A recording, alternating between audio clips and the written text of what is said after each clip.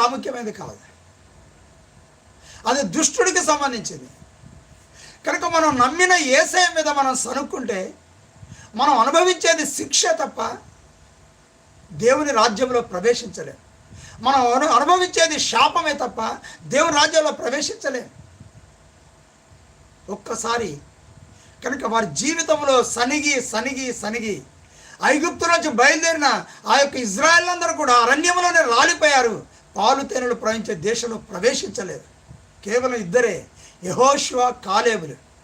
కానీ ఇశ్రాయేలులో మరి వారి సంతానమైన 20 సంవత్సరాల లోపున్న వారు ఆ పాలు తేనెలు ప్రవహించే స్వతంత్రించుకున్నారు.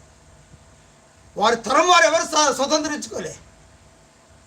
కనుక ప్రియమైన దేవులారా, మన జీవితంలో క్రీస్తు ప్రభుని నమ్మి ఆహార విషయంలో, ఈ లోక భోగముల విషయంలో, లోకంలో ఉండే విషయంలో, సంపాదించే విషయంలో, మనం అనుభవించే